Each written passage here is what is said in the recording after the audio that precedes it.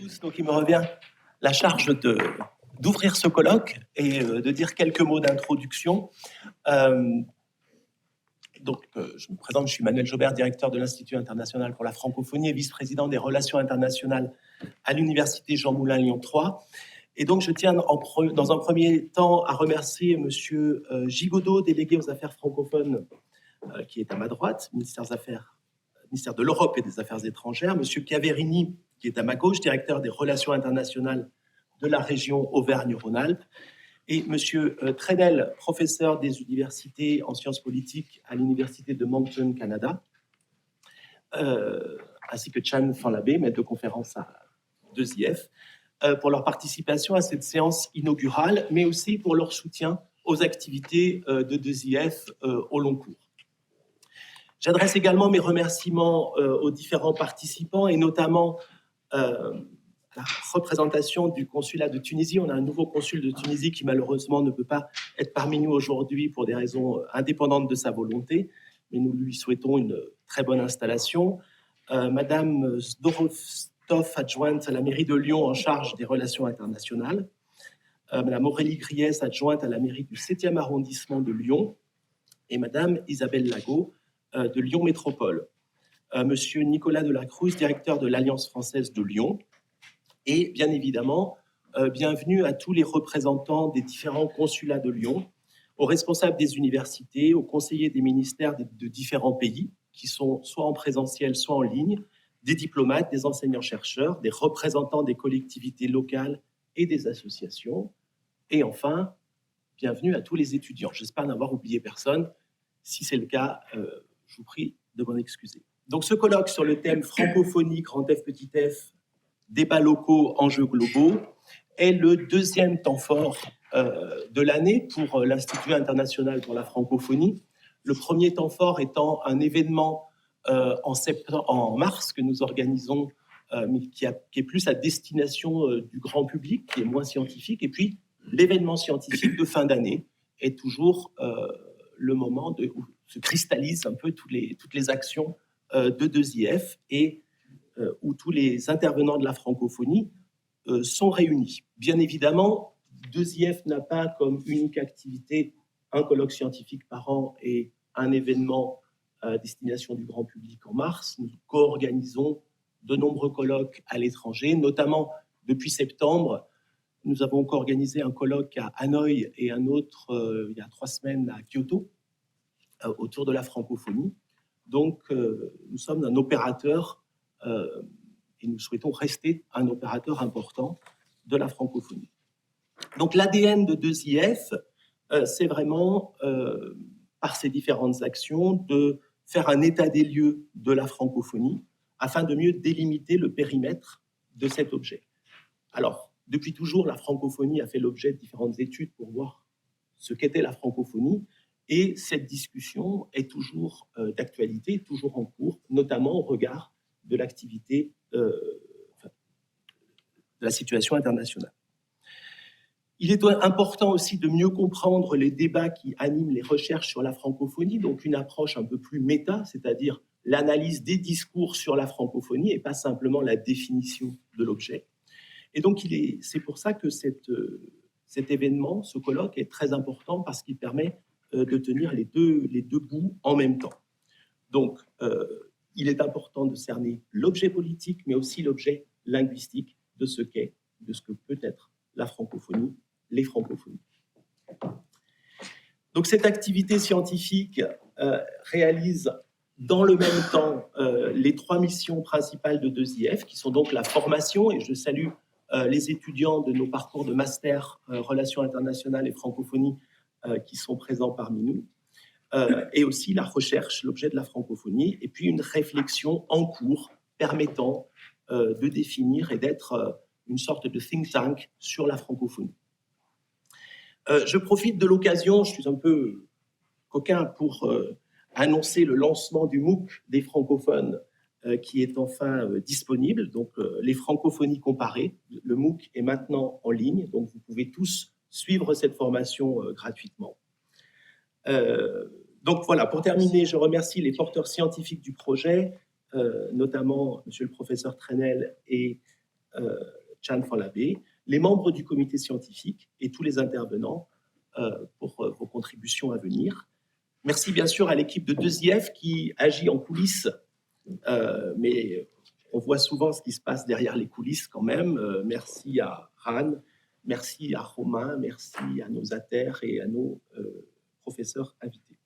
Donc beaucoup de succès pour cette réunion et sans plus attendre, vu que le temps nous est compté, je passe la parole à Monsieur Gigodeau. Merci, Monsieur le Vice-président, Mesdames, Messieurs, chers collègues.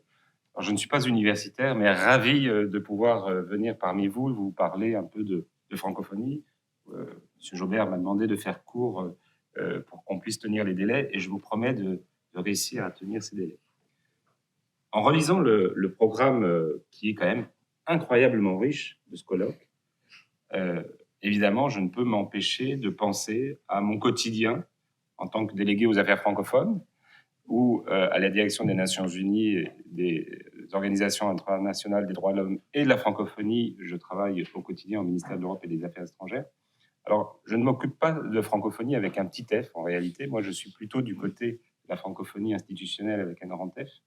Et en tant que correspondant national pour la France dans les instances de la francophonie. Donc, je siège à l'OIF et dans les instances de la francophonie, je dirais presque au quotidien. Et donc, on se nourrit au jour le jour de la manière dont la francophonie institutionnelle se saisit des enjeux globaux, des enjeux du monde, des grandes questions. Et Dieu sait que cette francophonie est bousculée. La secrétaire générale de la francophonie nous invite à des réflexions extrêmement nourries. Et ces réflexions font vraiment écho à la programmation de votre colloque à travers différents points. Mais je ne vais pas vous refaire toute la présentation de ce que l'on fait au ministère des Affaires étrangères. Je vais plutôt vous parler d'un événement qui arrive en 2024. Et je regarde, Éric Monin est avec nous depuis l'Université de Franche-Comté, je pense. Un événement qui est en fait un ensemble d'événements pour la francophonie, qui va commencer avec le 20 mars, le jour de la francophonie, qui va se poursuivre avec les Jeux olympiques et paralympiques, et qui se clôturera avec le sommet des chefs d'État, qui sera précédé d'une conférence ministérielle, du sommet de Villers-Cotterêts 2024, avec cette thématique « Créer, innover, entreprendre » en français. Alors la francophonie, cet objet que vous étudiez avec beaucoup de précision, j'ai eu beaucoup de plaisir à discuter avec Christophe Trenel à Moncton et dans l'émission que je fais, c'est toujours un plaisir que d'écouter des universitaires finalement nous regarder, mais pas nous regarder nous, ministère des Affaires étrangères, nous regarder nous francophones, parce que on a ce sommet. Et qu'est-ce que va dire ce sommet? Qu'est-ce que la France peut dire sur la francophonie? Alors ce sommet, d'abord, la première règle, c'est que c'est le sommet de la francophonie. Ça n'est pas le sommet de la France sur la francophonie. C'est le sommet de la francophonie. Je vous invite à relire le discours du chef de l'État à l'inauguration de Villers-Cotterêts, auquel j'ai participé, et qui le rappelait, la cité internationale de Villers-Cotterêts. Et cette francophonie, elle est avant tout plurielle et il faut s'en persuader. Il faut s'en persuader et tous ceux qui voyagent, je regarde Thierry, tous ceux qui voyagent à travers le monde et qui vont au contact de ces francophones s'en rendent compte et se posent toujours la question de finalement à quoi ça sert. À quoi ça sert, pourquoi on est là. On entend des esprits chagrins, le français est en recul, la francophonie avec un petit F est en recul. C'est hypothéquer un peu vite une langue. Si le français va mal dans le monde, alors quelle langue va bien? Je pose la question. À part l'anglais, éventuellement. Mais si le français va mal dans le monde, quelle langue va bien? Donc, soyons désespérément optimistes. Le français va bien. Le français va bien parce que lorsque j'ai pu rencontrer des jeunes francophones en Asie, en Afrique, dans des pays non francophones, au départ, c'est incroyable de voir à quel point ils sont fiers de partager cette langue. Pas fiers parce qu'ils ont un lien avec la France. D'ailleurs, en général, ce n'est pas cet enjeu-là qui se pose à eux, mais fiers parce qu'ils peuvent vivre, se trouver une voie personnelle. Lorsqu'on parle de francophonie, lorsqu'on parle de ce que l'on peut apporter dans le réseau culturel, nous avons un collègue qui est cocac au Burundi ici avec nous. Donc notre travail, vous êtes là devant, travail dans les ambassades, c'est de promouvoir la langue, de promouvoir la culture. Et donc dans ces cas-là, on a souvent la tendance à parler de nous, à se dire, ben voilà, on est les meilleurs, on a plein de livres, on a plein de choses à vous apporter. Non, la francophonie, c'est pas nous. La francophonie, c'est l'altérité, c'est l'autre. Et l'enjeu du sommet, il est là.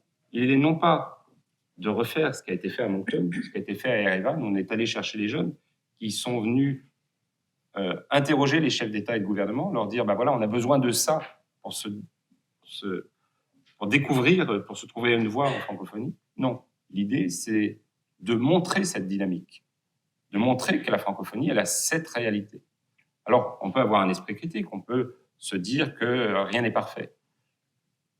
Mais la difficulté auquel on se trouve confronté, encore une fois, la diversité des sujets que vous allez évoquer dans ce colloque, nous fait prendre conscience d'un besoin, peut-être, alors là, sous votre contrôle, d'une cartographie qui n'a jamais été faite. La francophonie, au-delà, on a les institutions, on a les différents acteurs. Comment tout cela s'articule? Est-ce qu'il faut une articulation, d'ailleurs? Lorsqu'on est au ministère des Affaires étrangères, je rencontre un nombre d'acteurs incroyables, que ce soit l'INPI, que ce soit le patronat francophone, que ce soit les associations, alors là, diverses et variées dans tous les domaines. Personne ne se connaît, ou peu. Et donc, il y a un foisonnement de la francophonie. Un foisonnement de la francophonie, je dirais, à la fois institutionnel et non institutionnel, mais organisé, à travers les associations. Un foisonnement de la francophonie au niveau individuel. Mais c'est la réalité du monde, et il faut peut-être s'en contenter. Pour autant, notre sommet à toutes et à tous consistera vraiment à montrer que cette francophonie, elle est dynamique, qu'elle peut être disparate, mais à l'image de la langue française, c'est une image que j'utilise souvent. Une langue, c'est comme une fenêtre dans une maison. Plus vous avez de fenêtres, plus vous avez de lumière. Donc, que faire en sorte que chacun parle plusieurs langues, dont la langue française, c'est quand même un atout. Et vous allez discuter pendant ces 3 jours sur différents points. Il y a beaucoup de points d'histoire aussi, j'ai remarqué, liés à la France. Et c'est des questions qui sont tout à fait légitimes. On en discutait hier soir avec vous sur la manière dont l'Asie se saisit de la francophonie, la manière dont l'Afrique, je reviens de Yaoundé, se saisit de la francophonie. Et la discussion avec les étudiants hier soir était absolument passionnante sur les questions que les uns et les autres se posent, à la fois sur qu'est-ce qu'on peut attendre des institutions francophones, donc de l'OIF, des acteurs, et au premier rang desquels votre institution, et finalement comment soi-même, à titre personnel, on apporte une pierre à l'édifice de cette francophonie qui, vous l'aurez compris, n'est pas soumise à un carcan, mais qui a justement toutes ses libertés, et c'est ce qui fait cette différence. Une francophonie qui permet cette diversité, de s'exprimer. Alors ça peut paraître un peu fouillis, parfois. Pour autant, ce que je trouve formidable, et je parlais de ces francophones du bout du monde, ce qui est incroyable, c'est de voir que c'est peut-être pas un ensemble, oui, je vais faire court, un ensemble très, très organisé, mais en revanche, je gère au quotidien des situations de crise. En ce moment, on est sur Palestine, Israël, on était, et on l'est toujours sur l'Ukraine. Donc, vous pouvez imaginer que les sujets que l'on traite en francophonie sont le Sahel, bien évidemment, les Grands Lacs. Les sujets que l'on traite en francophonie sont des sujets durs.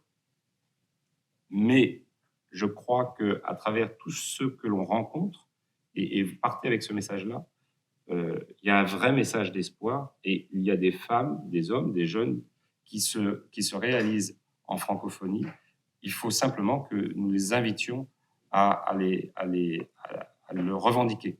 Le sommet se tient les 4 et 5, mais commence dès le 20 mars. Donc, ce que je disais aux étudiants hier soir, c'est que soyez audacieux, faites des propositions, interpellez-nous et faites des propositions, non pas pour faire des demandes sur qu'est-ce que vous pouvez attendre des institutions, mais comment vous allez revendiquer votre francophonie, votre parcours. Est-ce que la francophonie, le fait de parler français, vous permet de réaliser dans votre vie? Il y a 1000 sujets. Je peux parler pendant 3 ou 4 heures sans m'arrêter, sans verre d'eau. Donc, je vous propose, Monsieur le Vice-président, d'appuyer sur le bouton « Stop ». Et puis, comme ça, je m'arrête là. Et je vous remercie. Merci beaucoup.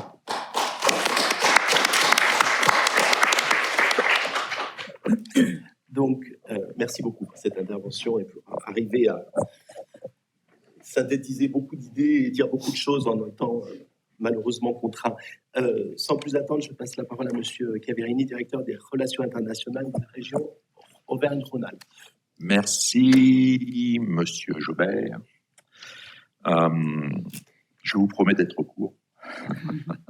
Je voudrais saluer, bien entendu, ceux qui sont à cette tribune et qui sont d'éminents universitaires et responsables de la francophonie. Je voudrais aussi saluer tout particulièrement ceux qui sont dans cette salle, discrets, mais qui font la francophonie du quotidien. Je voudrais saluer le professeur et le président Guy Lavorel, qui est au fond de cette salle, discret, mais toujours efficace et à l'écoute. Je voudrais saluer Christian Philippe, qui joue un rôle très important en matière de francophonie, qui est à l'initiative des maisons de la francophonie. J'y reviendrai tout à l'heure. C'est pas un hasard si ça se fait à Lyon. Je voudrais saluer mes collègues de la ville, de la métropole et tous ceux qui, effectivement, aujourd'hui portent la francophonie du quotidien, sur le terrain, au quotidien, tous les jours, de manière concrète et très opérationnelle. Et au risque d'en rajouter un peu plus, le corps consulaire à travers la représentante du consulat général de Tunisie, qui nous fait l'honneur d'être ici présent, et surtout Thierry Hauser, le talentueux Thierry Hauser, qui porte la caravane des 10 mots et qui aussi joue un rôle très important à Lyon, dans cette région et dans l'espace francophone. Merci Thierry.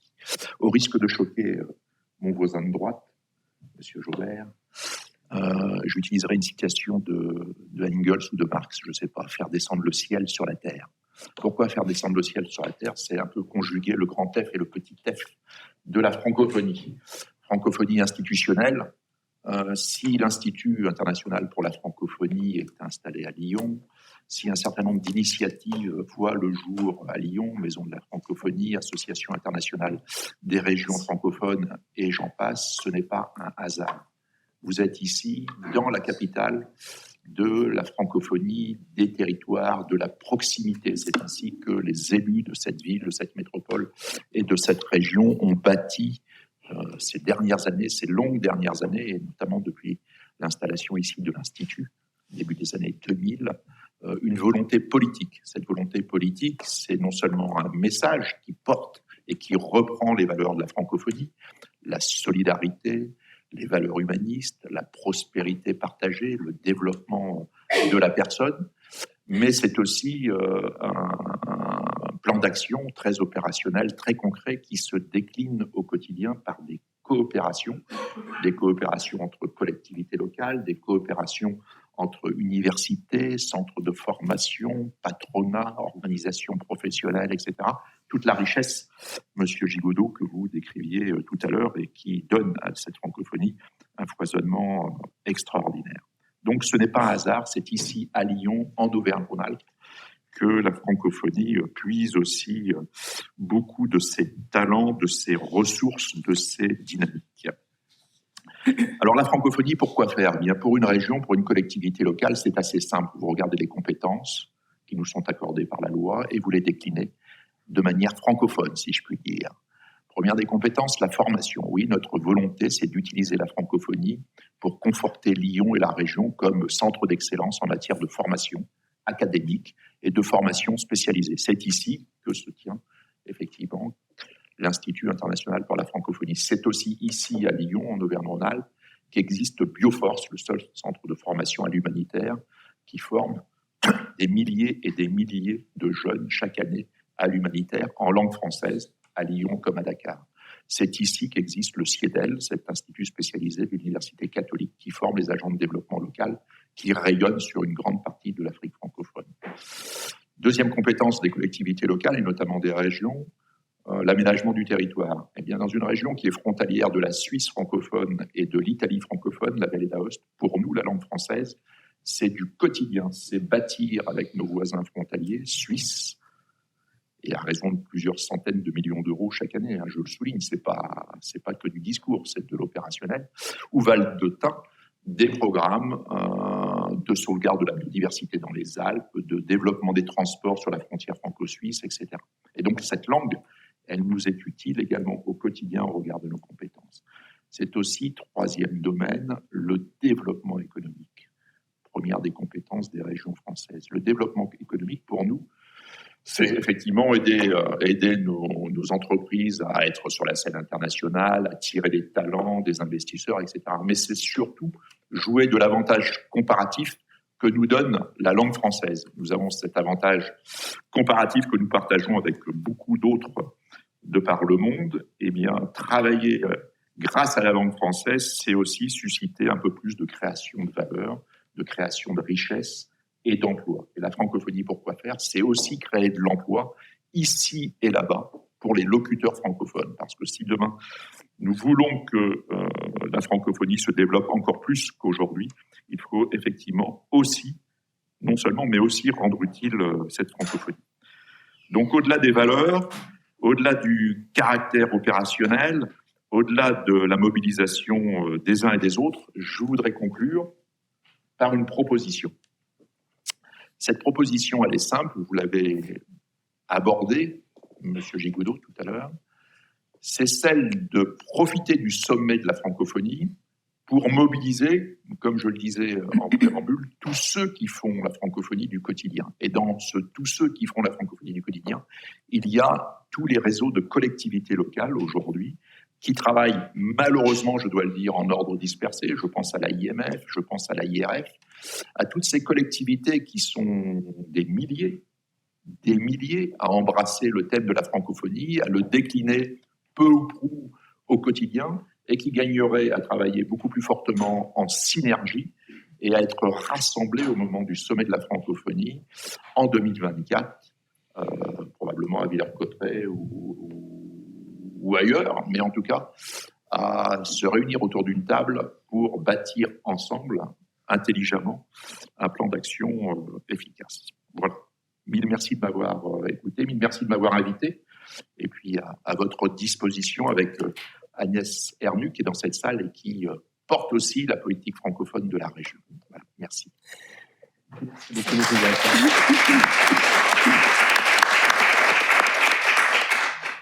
Et donc, pour conclure cette séance inaugurale, je donne bien volontiers la parole au professeur Trenel de l'Université de Moncton et président du réseau international des chaires Senghor de la francophonie. Merci Manuel. Mesdames, Messieurs, distingués invités, c'est un réel honneur pour moi et en même temps un vif plaisir de prononcer quelques mots au nom des trois co-organisatrices et co-organisateurs de ce colloque international, mes collègues Hong Hang Dang et Trang Phan Labey de DEIF, et moi-même, mais aussi au nom du réseau des chaires Senghor de la francophonie que j'ai le bonheur de présider maintenant depuis 2 ans. La raison d'être de notre réseau, c'est de développer des travaux de recherche indépendants et interdépendants et des formations sur la francophonie et faire ainsi progresser les connaissances sur les francophonies. En d'autres termes, on cherche à faire ensemble, modestement, ou à apporter notre part à faire francophonie scientifique. Ce colloque entre complètement en résonance avec cet objectif.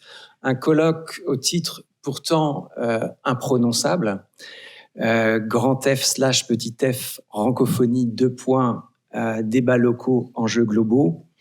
Ce titre cherche en fait sans doute maladroitement ou de manière peut-être inélégante, à illustrer par les mots et les signes les problématiques qui traversent non seulement la francophonie en tant qu'espace linguistique, que communauté, groupe, idée, mais également la notion en tant que telle, dans ce qu'elle nomme, dans ce qu'elle désigne, dans ce qu'elle porte et rapporte, dans ce qu'elle conceptualise d'un point de vue scientifique, qu'elle communique ou transmet comme sens culturel, politique, social ou identitaire. Donc vous voyez, il y a une charge finalement assez importante derrière ce mot maladroitement écrit dans notre titre. Notre objectif était, à la différence de la notion, assez clair.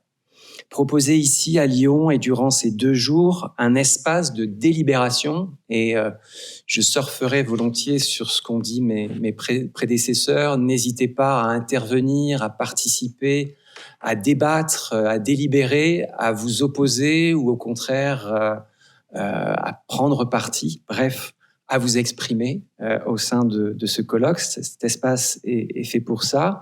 Donc un espace de délibération, de débat sur une notion non consensuelle. Et ça, c'est important, de vous sentir bien à l'aise par rapport à cette notion. Et c'est ça, faire science, c'est aussi à la fois apporter sa dose de critique comme sa dose de faveur par rapport à une notion qui est non consensuelle, louée, critiquée, utilisée par les uns, délaissée, ridiculisée par les autres, étudiée, oubliée, considérée comme concept opératoire, ou au contraire comme expression désuète, obsolète. On retrouve partout ces rapports et ces prises de position par rapport à la francophonie. En somme, proposer ici une forme de mise à plat de la notion qui fasse aussi toute sa place à la grande variété locale de saisissement d'une notion polysémique, polyphonique. D'où un appel à communication très large à travers lequel nous souhaitions mobiliser des voix discordantes et des regards croisés sur les réalités, les mythes, les fabrications ou les déconstructions qui peuvent entourer la notion. Le programme est dense. Nous avons reçu une 60aine de propositions, donc c'est énorme. On a eu beaucoup de succès dans notre appel.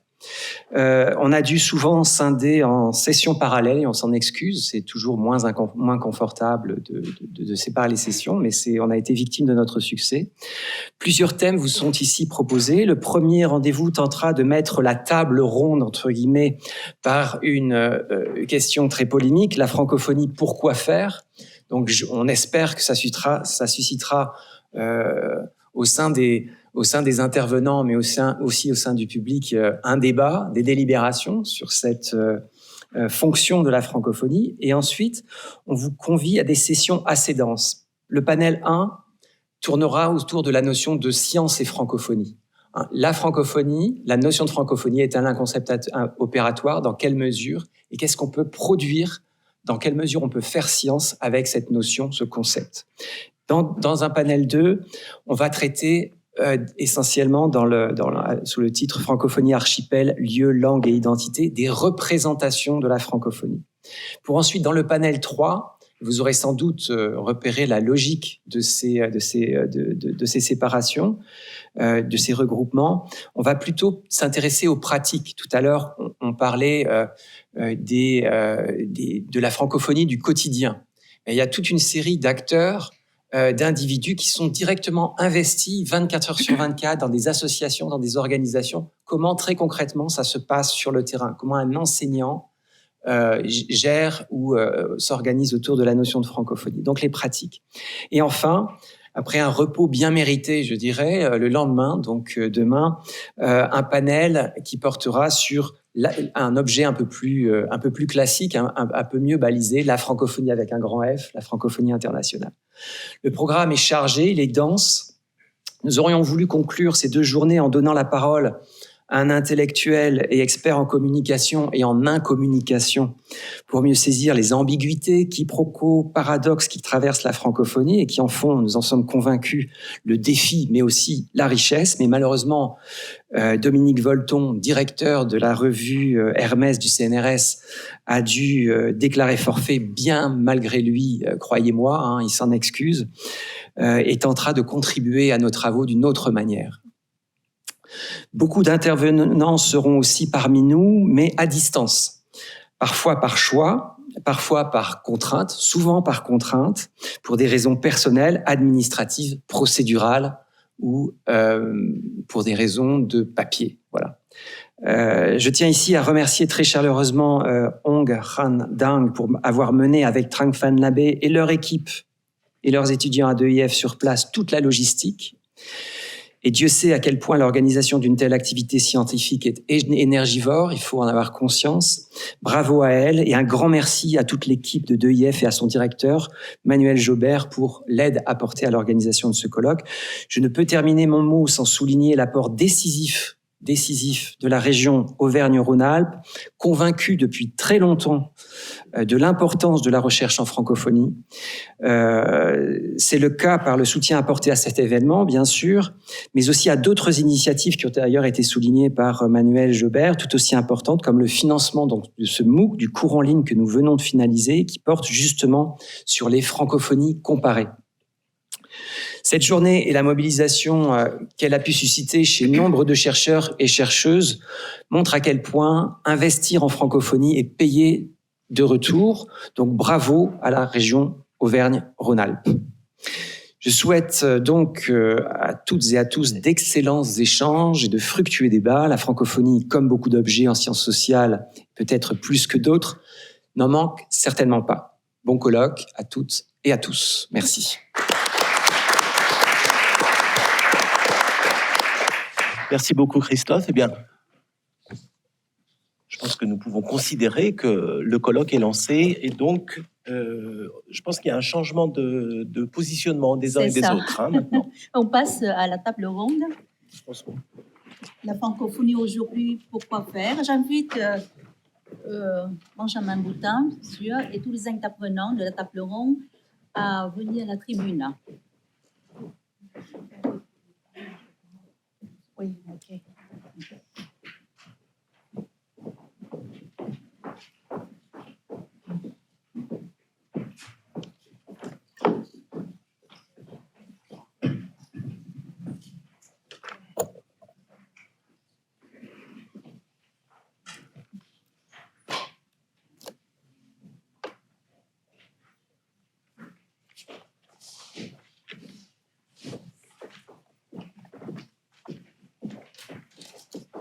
Bonjour mesdames et messieurs, dans l'attente de la venue des intervenants, je vais vous les présenter, comme ça nous gagnons du temps.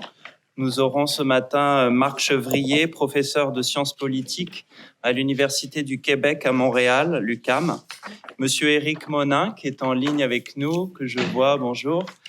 Vous êtes vice-président à l'Olympisme au sein de l'Université de Franche-Comté.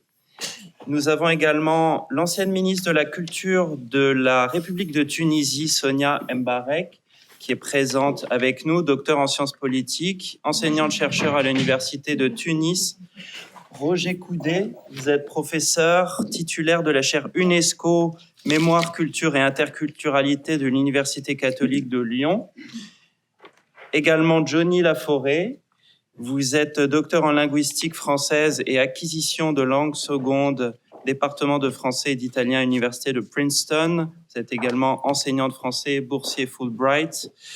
Et ma collègue Trang Phan Labé, maître de conférence, directrice adjointe chargée des formations de 2IF ici à Lyon 3.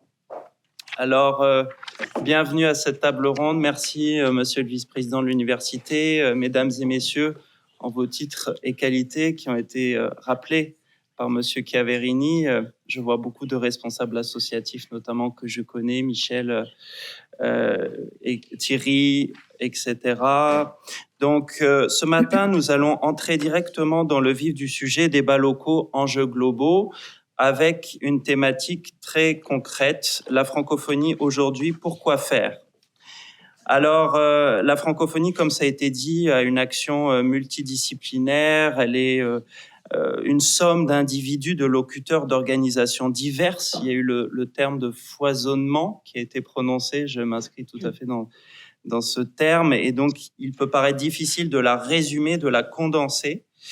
Mais c'est quand même une réalité qui nous réunit, notamment ce matin, mais aussi qui nous réunira lors du sommet de la francophonie en octobre à Villers-Cotterêts. qui réunit beaucoup d'acteurs, de fédérations professionnelles, de militants. Et donc, nous avons la chance d'avoir ce socle facilitateur de coopération. Alors, la première question que j'ai envie de vous poser, mesdames et messieurs les intervenants, en vous demandant, comme vous le savez, des réponses courtes, c'est déjà la francophonie, pourquoi faire ? Selon vous, quelle est l'utilité principale de la francophonie, alors soit avec un grand F, soit avec un petit f, soit les deux, et en d'autres termes, à quoi ça sert concrètement? Alors vous pouvez choisir un domaine particulier, vous pouvez tenter une réponse de synthèse, aller dans le domaine qui vous intéresse le plus, et on va commencer avec Sonia, la parole vous revient, je vous en prie. Bonjour à vous tous, mesdames et messieurs.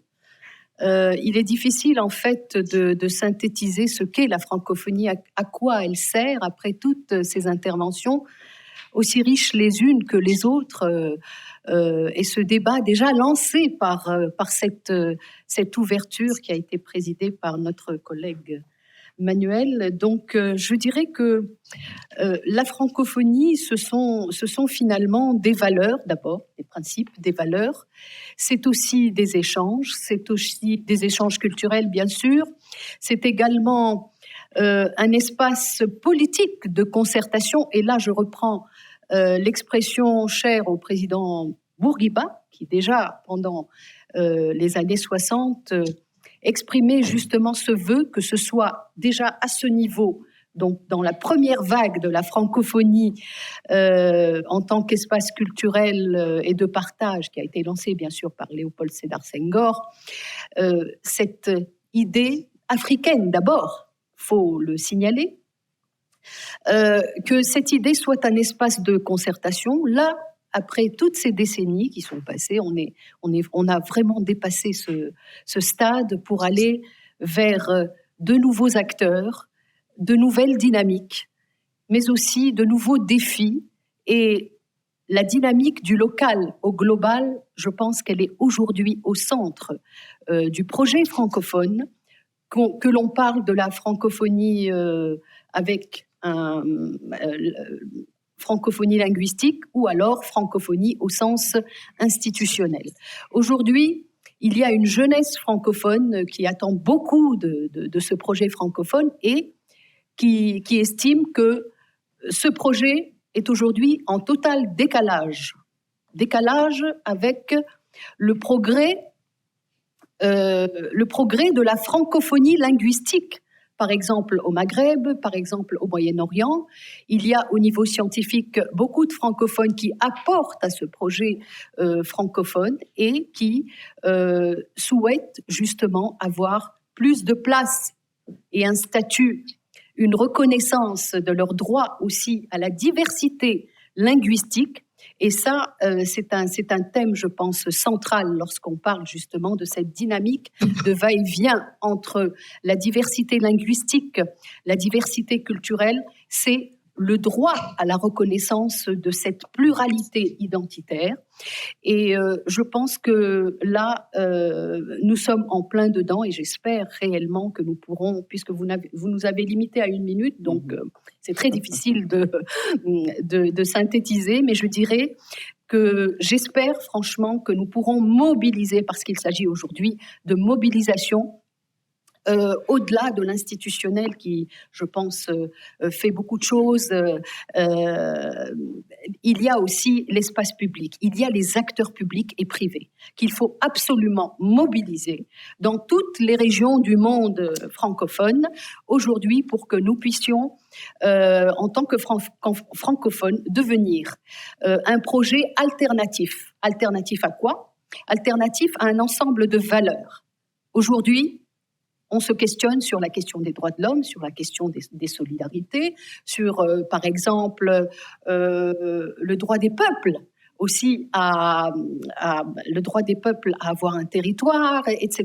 Donc, je pense que le projet francophone pourrait, en mobilisant le maximum d'acteurs publics, privés, les associations, le corps scientifique, le corps artistique et culturel, que nous devenions quelque part une association mondiale qui porterait les valeurs sur lesquelles s'est bâti ce principe d'espace d'échange culturel et de solidarité, à travers la langue, mais aussi à travers ses valeurs. Donc, merci. Voilà. Merci beaucoup.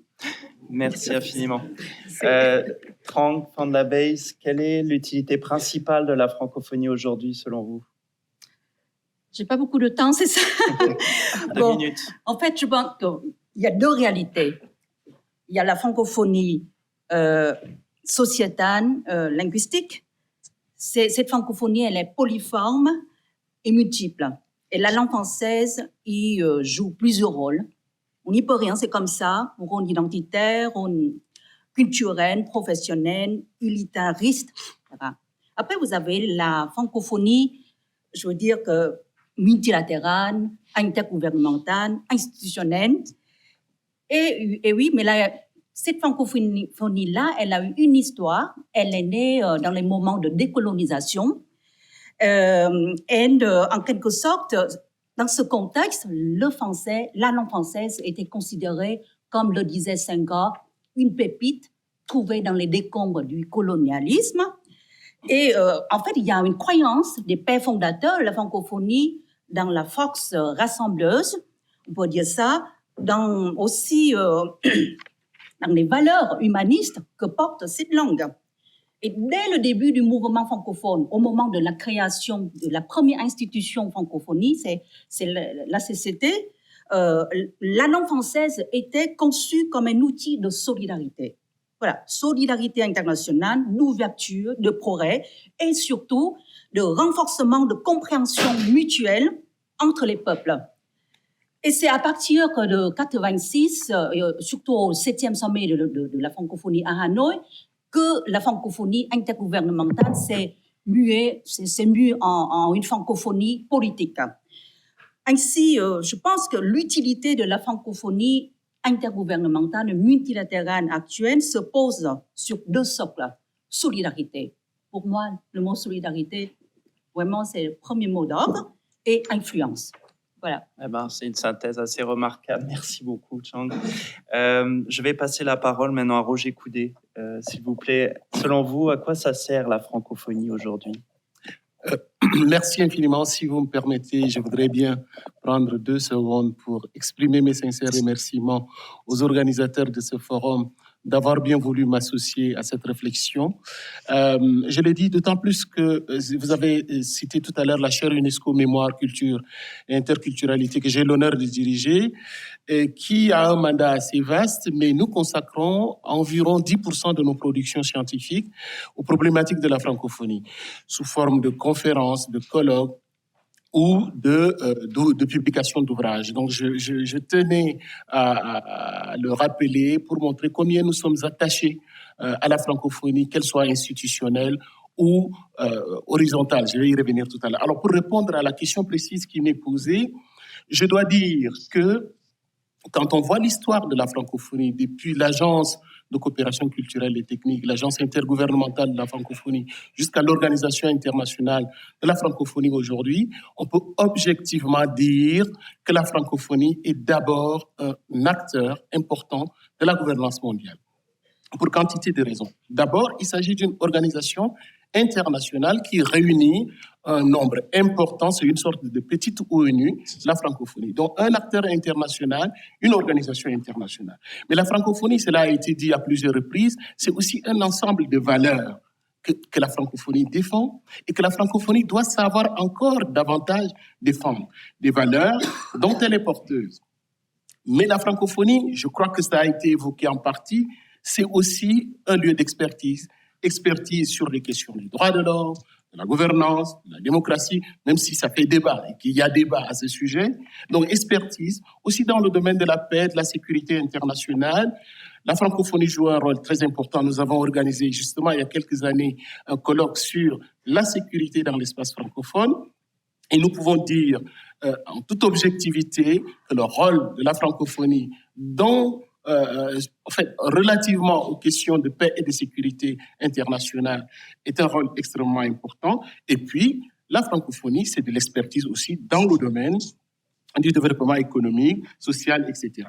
Mais maintenant, il y a un deuxième volet que je voudrais souligner parce que, alors, j'ai l'habitude de rappeler à nos étudiants que toute culture est une architecture de réponse. Toute culture est une architecture de réponse. Or, la francophonie inscrit la diversité au cœur de ses objectifs, de ses préoccupations. Diversité des cultures, mais aussi diversité des systèmes politiques, système économique, diversité des systèmes juridiques et judiciaires, diversité dans différents domaines. Et du coup, la francophonie, en mettant l'accent sur la diversité comme un élément essentiel de la gouvernance de notre monde, la francophonie s'inscrit ou est en phase avec les objectifs que se sont fixés les Nations Unies dès 1945. La francophonie est en phase avec les missions dévolues à une organisation comme l'UNESCO. Et du coup, on peut considérer de ce point de vue également que la francophonie postule, en partant de l'idée que toute culture est une architecture de réponse, et je termine par là, la francophonie postule que la diversité est incontournable pour des questions de gouvernance de ce monde, en ce sens que aucune culture, aucune civilisation, si on doit parler de civilisation répétissée pour se démarquer un peu de Samuel Huntington, aucune culture ne peut prétendre avoir le monopole en termes de solutions aux problèmes qui se posent au monde. Et on le voit au travers des défis actuels, qui sont des défis nombreux et de taille, et qui appellent à une sorte d'intelligence collective. Et cette intelligence collective passe incontestablement par le respect de la diversité et donc par la contribution de toutes les cultures à la gouvernance du monde. Merci beaucoup. Johnny Laforêt, vous qui êtes aux États-Unis, avec ce regard peut-être plus distancé, mais qui êtes francophone. Plus différent. C'est différent. Quelle est selon vous l'utilité principale de la francophonie aujourd'hui ? Merci de la question et je remercie tous les participants, tous les organisateurs de ce grand colloque. Moi, étant haïtien, la francophonie linguistique est à la fois une opportunité et un fardeau. Opportunité dans le sens, la francophonie permet cette mobilité, cet échange entre les différents pays francophones, avec les opportunités que ça apporte. C'est un outil aussi scientifique que vous pouvez partager avec d'autres collègues venant d'autres pays francophones et de milieux francophones. Mais moi, en tant que petit haïtien, en grandissant, j'ai vu plutôt la francophonie comme un fardeau. Un fardeau, c'est-à-dire la langue que je parlais couramment, ce n'était pas la langue que j'ai vue le premier jour que j'ai mis les pieds à l'école. Donc, pendant des années, j'ai vu cette francophonie, ce fait francophone, ce français-là, comme un fardeau que je porte sur le dos jusqu'à la philosophie, jusqu'au lycée. Et je pense que c'est le même cas, c'est encore le cas pour nombreux Haïtiens qui vivent en Haïti. Ils ont pour langue maternelle le créole haïtien, mais l'école haïtienne se fait en français. Donc l'enfant qui arrive pour la première fois à l'école, il est surpris de voir qu'il n'arrive pas à comprendre ce que le maître dit.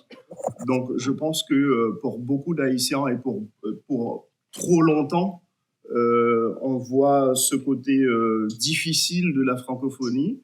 Est-ce qu'on doit accepter la francophonie pour ce qu'elle apporte, ou du moins essayer de changer notre système éducatif pour avoir un système plus équilibré, un système plus ouvert aux opportunités pour les élèves et les étudiants? Et je pense que c'est, moi, en tant que scientifique, c'est là que j'essaye de faire l'équilibre entre les deux côtés de la francophonie. Et j'espère que dans les années à venir, Haïti va faire mieux, quoi. Haïti va faire mieux parce que c'est très difficile. Même l'UNESCO le dit clairement dans ses écrits que on apprend mieux dans sa langue maternelle. Mais l'haïtien ne peut pas dire ça parce qu'il n'apprend pas dans sa langue maternelle. Il apprend dans une langue seconde et pour beaucoup de personnes dans une langue étrangère. Donc, je pense que c'est là, il faut qu'on se pose les bonnes questions. Je ne sais pas si je vais Je vais pas dans les sens de tout le monde, mais je crois que c'est une discussion qu'il faut avoir. Quelle est l'importance de la francophonie pour les pays du Sud et surtout pour les pays multilingues?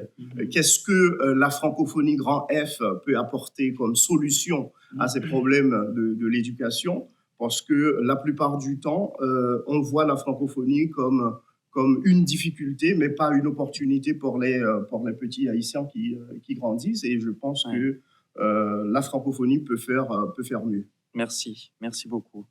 Alors, d'Haïti au Québec, il n'y a qu'un pas. En tout cas, on a beaucoup d'Haïtiens au Québec. Et je vous laisse la parole, Marc Chevrier. Je pense que vous avez bien noté la question. Selon vous, la francophonie aujourd'hui, qu'est-ce qu'elle apporte principalement?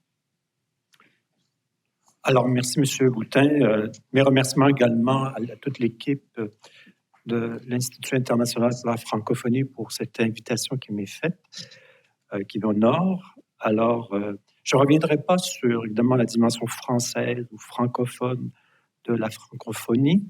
On a dit souvent que la francophonie, c'est, donner une dimension politique à travers notamment l'OIF et d'autres instances. Et on explique que voilà, la francophonie doit s'occuper de droits de l'homme, de démocratie, de gouvernance. Revenons sur le projet de la francophonie comme phénomène politique. Je suis un politologue, donc c'est un peu mon domaine. Alors, si j'avais à la définir simplement, c'est une union libre entre des peuples et des États qui ont, oui, le français en partage, pour prendre la formule consacrée, un français qu'on a trouvé comme une pipite dans les décombres de ce que le général de Gaulle aurait voulu être une communauté, mais qui ne s'est pas réalisé et qui a abouti à l'indépendance des colonies françaises.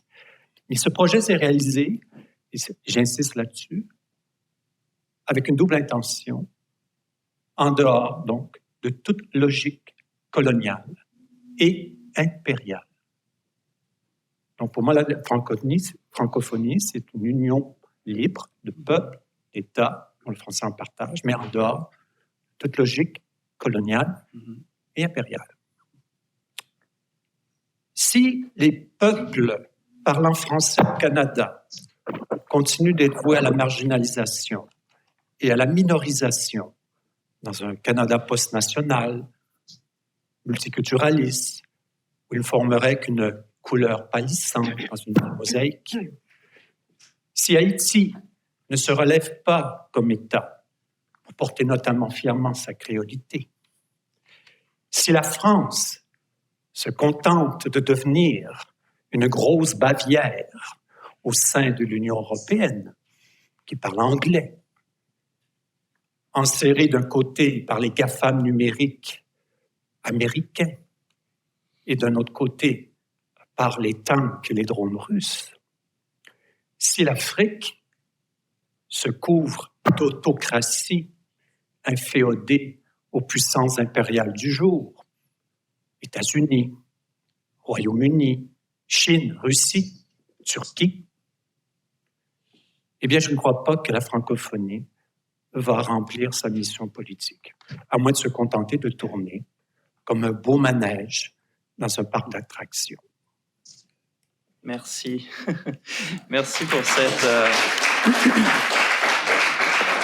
pour cette liberté de ton d'Haïti au Québec. On a besoin de ça et c'est aussi le rôle de l'université d'avoir cette liberté-là. Alors, je reviens vers vous, Sonia Mbarek. Vous l'avez cité, Habib Bourguiba, l'un des fondateurs de la francophonie institutionnelle, qui fut l'un des promoteurs dans les années 60-70 du projet de communauté comme un Commonwealth à la française. Mais aujourd'hui, donc, beaucoup d'eau a coulé sous les ponts quand même. Est-ce que la francophonie a toujours une signification forte en Tunisie, notamment du point de vue de la jeunesse tunisienne, dont on sait qu'elle a beaucoup de défis, l'emploi, la mobilité, l'éducation, et puis d'autres défis aussi comme le développement durable, l'avenir de la Méditerranée, etc. Donc, quelle devrait être, selon vous, la priorité de l'action francophone au Maghreb aujourd'hui ? Je voudrais revenir, si vous me le permettez, une petite minute pour deux réalités historiques concernant la Tunisie. D'abord, la première réalité, c'est que la langue française est en Tunisie bien avant la colonisation. Parce que le bilinguisme a commencé au XIXe siècle avec le ministre Kheireddine Pacha qui a créé l'école militaire du Bardo et a imposé le bilinguisme. Donc il y avait en même temps la langue arabe enseignée et la langue française. Également, bien sûr, le collège Sadiki qui a fait sortir une élite tunisienne bilingue, totalement bilingue et biculturelle.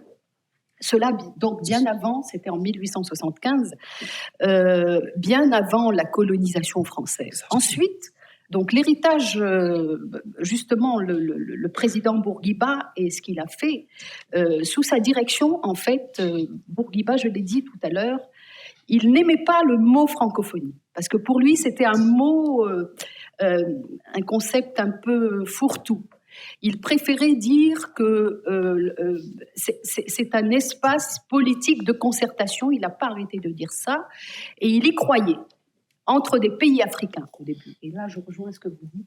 D'abord, comment s'est constitué ce processus donc de projet francophone. Ensuite, à l'indépendance, malgré la tunisification donc, du système d'éducation à partir de 1958, il y a eu justement ce bilinguisme et ce biculturalisme qui a été mis en lumière. C'est un choix politique, et c'est un choix politique et culturel puisque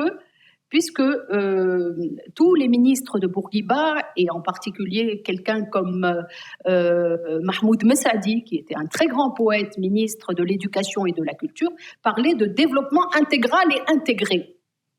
C'est-à-dire que pour lui, il fallait cet outil de modernisation sociale et culturelle pour que la Tunisie puisse aller de l'avant et surtout ne pas oublier cette authenticité linguistique et culturelle avec l'arabe, mais également partir sur ce bilinguisme avec la langue française. Je pense que c'est un choix qui n'a pas été fait pareillement, par exemple en Algérie, qui a choisi la rupture avec le bilinguisme, le Maroc relativement bilingue, mais je pense que la Tunisie, dans ce sens, elle a beaucoup fait justement pour faire perpétrer ce bilinguisme. Aujourd'hui, les choses n'ont pas beaucoup changé dans le sens où le bilinguisme existe toujours, le biculturalisme également, mais bien sûr, il est connecté avec cette diversité linguistique qui, je le rappelle aussi, caractérise la Tunisie, parce que la langue, c'est l'identité culturelle. Et les Tunisiens, ils sont en même temps francophones, mais ils sont arabophones, ils sont méditerranéens, ils sont africains, ils sont un peu berbères. C'est toute cette base qui fait le Tunisien. Donc aujourd'hui, les Tunisiens et les jeunes en particulier défendent cette logique. Ils sont beaucoup dans la jeunesse se dit, nous sommes arabophones, nous voulons bien être francophones à condition. Il y a des conditions qui sont mises de départ. Et moi, par exemple, à la question qu'on me pose toujours, la langue française, comment elle va en Tunisie? Est-ce que la francophonie... c'est un projet qui est, je pense, en évolution, parce que la société a changé en Tunisie, les jeunes ont d'autres revendications, et en particulier la question de la mobilité et de l'emploi, vous l'avez cité. Il y a donc interférence, et je dirais, il y a d'énormes paradoxes entre les jeunes aujourd'hui qui suivent un enseignement aussi à l'université, parce qu'il y a... je dirais une centaine d'universités bilingues en Tunisie, mais qui a fait introduire bien sûr la donne anglaise au cours des 20 dernières années. Néanmoins, il reste toujours que les jeunes Tunisiens veulent en priorité venir en France pour des questions de proximité géographique, etc. Mais le décalage, je reviens toujours à cette question de décalage et de dissonance entre le vouloir de ces jeunes et la politique aussi au niveau international, la politique de mobilité, je dirais, qui ne va pas du tout dans ce sens. Donc vraiment, cette dissonance, elle est très présente. Aujourd'hui, beaucoup de jeunes viennent en Tunisie, et je pense que les Maghrébins, les étudiants maghrébins, les artistes maghrébins, ce sont des leviers pour faire évoluer ce projet francophone dans cette francophonie qui est diversifiée. Mais le Maghreb, c'est un partenaire classique de la francophonie, qu'elle soit linguistique ou qu'elle soit institutionnelle. Mais également, je pense que c'est un acteur majeur pour la pérennité de ce projet. Oui. J'en parlerai tout à l'heure avec beaucoup plus de... Merci infiniment. Je me tourne maintenant vers notre intervenant en ligne. Est-ce que vous nous entendez, Éric? Oui, bien sûr. Merci pour votre présence. Alors, on va parler de sport, d'olympisme. Vous qui évoluez dans ce domaine-là, on sait que 2024 va être un rendez-vous à la fois du sport et de la francophonie, avec les Jeux Olympiques, mais aussi le sommet de la francophonie. L'un des programmes phares de la francophonie, ce sont les Jeux de la francophonie qu'on oublie parfois. Et une association internationale des unions sportives francophones vient d'être créée. Donc, en 2026, ce sera aussi à Dakar d'accueillir les JO de la jeunesse. Donc, pourriez-vous nous donner votre point de vue sur la francophonie, son utilité, et notamment du point de vue sportif? Est-ce que le sport peut être un vecteur de cohésion, d'appartenance à la francophonie, de promotion du vivre ensemble? Écoutez, tout d'abord, je voudrais remercier les organisateurs de ce colloque de leur invitation. Ça fait grand plaisir. C'est une question qui est dure que vous me posez. Elle est extrêmement dure. Pourquoi? Parce qu'aujourd'hui, le monde du sport est un monde très anglo-saxon. Et donc, la logique n'est pas du tout d'opposer deux mondes, les anglo-saxons et les francophones. C'est pas du tout la logique. Mais simplement, ce qu'il faut dire, c'est que vous avez cité les Jeux de la francophonie qui sont aujourd'hui vraiment en délicatesse. On a vu dernièrement ce qui s'est passé en juillet-août, notamment à Kinshasa, où ces jeux, eh bien, aujourd'hui, ne font pas l'unanimité.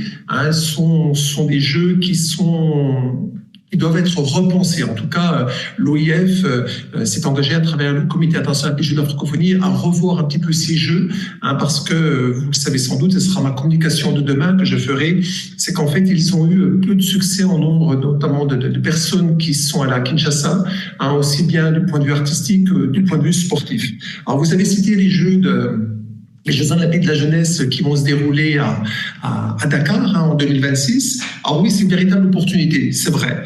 Alors, cette francophonie, je dirais dans le monde du sport, elle est très malmenée. Et c'est une vraie opportunité, notamment d'avoir les Jeux Olympiques à Paris en 2024, d'avoir ces Jeux Olympiques de la jeunesse à Dakar en 2026, parce que ça va pouvoir tout simplement relancer un petit peu ce réseau francophone qui a perdu beaucoup d'envergure liée à deux tournants. En 1948, le système olympique international fait le choix tout simplement d'insérer une nouvelle langue qui s'appelle l'anglais. En 1948, dans la charte olympique, et ça y est, le français commence à être malmené en 1948 avec la venue de l'anglais comme langue officielle. Et il y a eu un deuxième tournant, c'est 2003. En 2003, tout simplement, le CIO se pose la question de savoir est-ce qu'il n'est pas nécessaire, est-ce qu'il ne serait pas nécessaire de laisser une langue prioritaire en quelque sorte. C'est pas dit comme ça, mais en fait, dans la réalité, c'est ce qui se passe. C'est tout simplement de mettre une langue prioritaire qui est l'anglais. Et donc, le français va passer en quelque sorte en second rang, là, si on peut impliquer des choses comme ça. Alors, ce qui se passe, pour répondre à votre question plus pleinement, c'est très intéressant parce que si je reviens... Alors, ce qui se passe, notamment votre question plus pleinement, après 100 ans, après 1924, et là, en fait, ces jeux, c'est important ce qui se passe en termes de francophonie parce que vous le savez sans doute, il y a 3 méga événements dans le monde. Il n'y en a pas 4, il n'y en a pas 5, il n'y en a que 3. Le premier méga événement, ce sont les Jeux Olympiques. Le deuxième, c'est la Coupe du Monde de foot. Et la troisième, c'est le Tour de France. Et ces Jeux Olympiques, vont avoir un impact, ces méga événements vont avoir un impact sur les représentations, notamment que se font les jeunes, que se font le grand public, notamment à travers ces grands événements. Et ils vont avoir de fait un impact sociétal très important. Et en fait, le fait d'avoir ces Jeux à Paris, eh bien, va relancer en quelque sorte la nécessité de montrer l'ancrage de la francophonie à travers notamment, vous l'avez cité, eh bien, cette association qui s'est créée, ce qu'on appelle l'association francophone des comités nationaux olympiques. Il y en a 48 aujourd'hui. On a même des unions francophones qui se créent. Il y en a une douzaine aujourd'hui dans le monde. Mais en fait, c'est vraiment une prise de conscience dès 1996 de dire il faut faire quelque chose. Donc on aura des grands témoins qui vont tout simplement siéger pendant les Jeux pour défendre cette langue française. Aujourd'hui, le véritable atout de l'association francophone des comités nationaux olympiques, pour pas être trop long, eh bien c'est d'essayer de concentrer un réseau, pas d'opposition, mais un réseau pour montrer aussi que la francophonie existe dans le système olympique international. Mais pour être très franc avec vous, c'est pas gagné. Merci Eric Monin. Je me tourne maintenant vers Roger Coudet pour ce qui est de l'Afrique francophone, notamment, qui est quand même le cœur battant maintenant de l'espace, en tout cas en termes démographiques. Comment la francophonie est-elle perçue, à la fois francophonie civile et institutionnelle? On parle de débats locaux, d'enjeux globaux. Est-ce que la francophonie fait l'objet de débats de société? Et aussi peut-être une question qui concerne les droits de l'homme, puisque c'est un domaine qui vous est cher et sur lequel vous travaillez. En ce 75e anniversaire de la Déclaration universelle des droits de l'homme, comment la francophonie peut-elle retrouver une parole forte sur la question à l'heure où l'espace francophone connaît un certain nombre de crises de nature démocratique, du Mali jusqu'en Haïti d'ailleurs? Comment retrouver une parole forte sur la question de la démocratie et des droits de l'homme? On s'en fait deux questions. Oui, deux questions en une. Je vais essayer autant que possible d'y répondre dans le délai qui est fixé. Moi, je dirais que globalement, la francophonie est attendue. Dans cet espace francophone africain, la francophonie est attendue, puisque je disais tout à l'heure que c'est un acteur important déjà sur la scène mondiale, mais c'est aussi un acteur important dans ce que vous désignez à juste titre comme l'épicentre de la francophonie, le cœur battant de la francophonie. Alors, on parle beaucoup de francophonie institutionnelle, de francophonie de francophonie, vous avez dit civile. J'ajouterais une autre catégorie de distinction en parlant de francophonie institutionnelle ou de francophonie verticale pour désigner l'institutionnel, et une francophonie que je qualifierais un peu d'horizontale pour parler de cette société civile.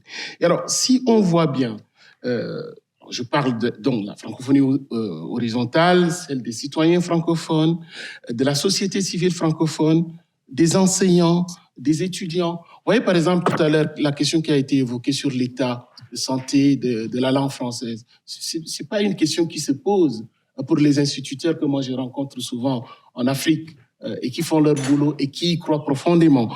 La francophonie des artistes, des entrepreneurs, y compris ceux du secteur informel, par exemple. Et donc, si nous suivons attentivement, et aujourd'hui, il faut bien ajouter un autre terrain qui est un lieu important d'expression des opinions, ce sont les réseaux sociaux. Donc, d'ailleurs, ça me fait penser au colloque, notre colloque de Tunis l'année dernière. Donc, si nous suivons attentivement tous ces acteurs-là, on peut dire, là encore, en toute objectivité, que ce sont des acteurs du quotidien, dont les acteurs de la francophonie du quotidien, qui croient aux valeurs de la francophonie, qui la portent à leur manière et qui réclament la francophonie, qui réclament, je dirais, au quotidien, la francophonie. Je pense toujours à cet instituteur au fin fond du village qui voudrait avoir un peu plus de possibilités pour faire son travail d'acteurs de la francophonie et donc de diffuseurs, de vecteurs de transmission, non seulement de cette langue, mais des valeurs qu'elle porte. Et dans cette francophonie du quotidien horizontale, il y a un certain nombre de préoccupations ce qui me permet de faire le lien avec le deuxième volet de votre question. C'est-à-dire, il y a des questions quelque peu basiques que l'on entend pour celles et ceux qui ont l'habitude d'être sur le terrain, d'aller dans ces différents pays francophones d'Afrique, ce qu'on appelle le cœur battant de la francophonie. Il y a des questions très simples que les gens se posent, parfois avec étonnement. Par exemple, l'état de la démocratie dans cet espace-là.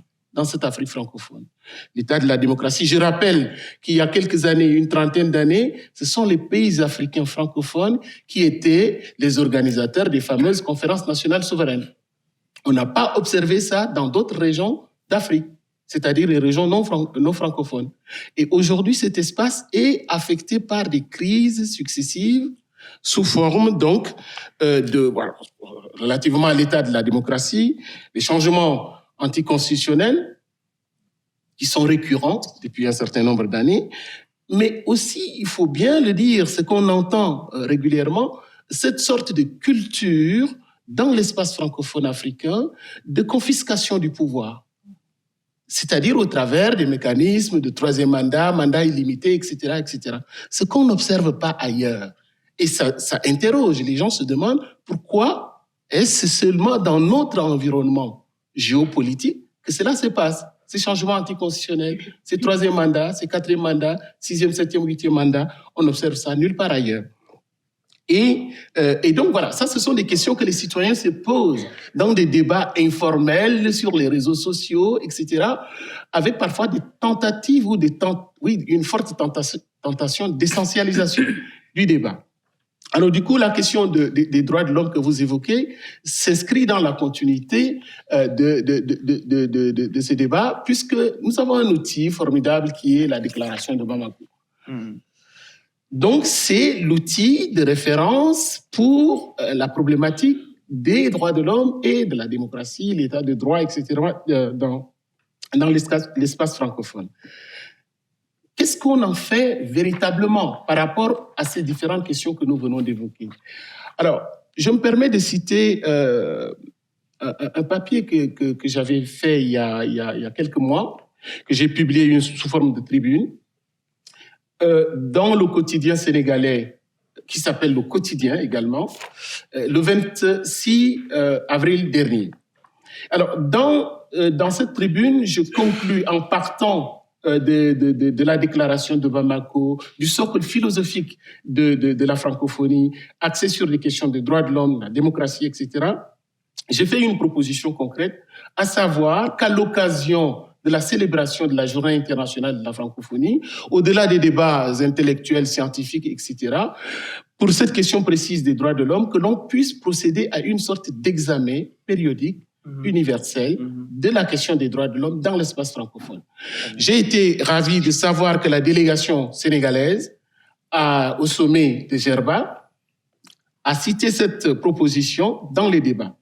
Et je continue de croire que si on pouvait aussi, à l'occasion, s'interroger de façon un peu plus, on va dire, formelle, par des mécanismes établis, pour savoir où en sommes-nous avec la déclaration de Bamako chaque année, ce serait une réelle avancée. Voilà, très merci. Bien. Merci beaucoup. Marc Chevrier, maintenant, on part au Québec, où la langue française est à l'interface entre des débats nationaux et des enjeux mondiaux, comme la diversité linguistique et culturelle, la découvrabilité des contenus francophones qui tient beaucoup à cœur aux Québécois. Et souvent, on parle de la francophonie du point de vue de son caractère minoritaire au Canada, en Amérique du Nord, un peu moins quand même de l'international. Mais est-ce que, selon vous, la francophonie demeure l'espace privilégié d'action internationale du Québec? Et également, la question que j'aimerais vous poser, c'est qu'on en parle beaucoup actuellement au Québec sous l'angle économique, peut-être au détriment d'autres aspects ou pas. D'ailleurs, c'est à vous de nous le dire. Qu'est-ce que vous en pensez? Est-ce que c'est une bonne chose d'investir dans cette francophonie économique? Donc, il y a deux questions. La première porte sur la francophonie. Est-ce qu'elle demeure un espace privilégié de rayonnement pour le Québec? Et l'autre, c'est bien sûr ce tournant économique qu'aurait pris probablement le gouvernement actuel pour privilégier donc aspect économique, peut-être au détriment d'autres aspects, notamment politiques. À la première question, je répondrai évidemment, la francophonie demeure pour le Québec un espace privilégié. Mais je dirais que la francophonie, pour le Québec, du moins la francophonie institutionnelle, est à la fois un tremplin et un piège. Pour comprendre le tremplin, je vais non pas parler en des termes scientifiques, mais vous raconter une fable. C'est pas moi qui l'ai inventé, c'est un écrivain québécois, Louis Hamelin, dans une chronique du Devoir en 2006. Alors, ça va vous amuser un peu. La fable du poisson et du pingouin. Alors, imaginez une conversation dans l'eau entre un poisson et un pingouin. Alors, le poisson dit au pingouin, « Ah, ben pourquoi tu fermes tout le temps le bec? Fais comme moi, ouvre la bouche, laisse l'eau entrer, relaxe un peu. » Et là, le pingouin lui dit, « Oui, j'aimerais bien faire comme toi, mais tu sais, moi, de temps en temps, je vais remonter à la surface pour respirer. » Alors, c'est une image, bien sûr, une fable. Je dirais qu'au fond, la francophonie, c'est un peu l'oxygène que les Québécois puisent de temps à autre en remontant à la surface. Parce qu'ils sont, comme on le sait, immergés dans l'espace anglo-américain. Comme disait Fernand Dumont, un de nos sociologues, le Canada français, le Québec, c'est une des minorités linguistiques les plus isolées au monde, au sens géopolitique.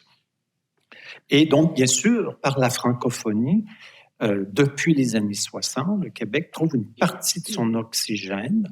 La francophonie, ce n'est pas strictement l'action concertée par des instances intergouvernementales, mais c'est aussi un horizon de sens pour beaucoup de Québécois. Seulement une minorité de Québécois s'intéresse vraiment à l'OIF.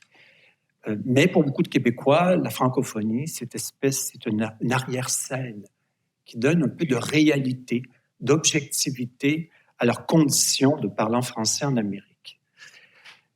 C'est aussi un piège. Pourquoi? 2 raisons. Il y a des raisons très politiques et d'autres qui tiennent plutôt à la nature américaine du Québec. D'abord, un piège. Sans faire toute l'histoire de la francophonie institutionnelle, le Québec y a acquis, à la suite d'une entente signée entre le gouvernement Mitterrand et de Brian Mulroney, le statut de gouvernement participant au sein des instances de l'OIF, qui ratifiait déjà une entente qui préexistait.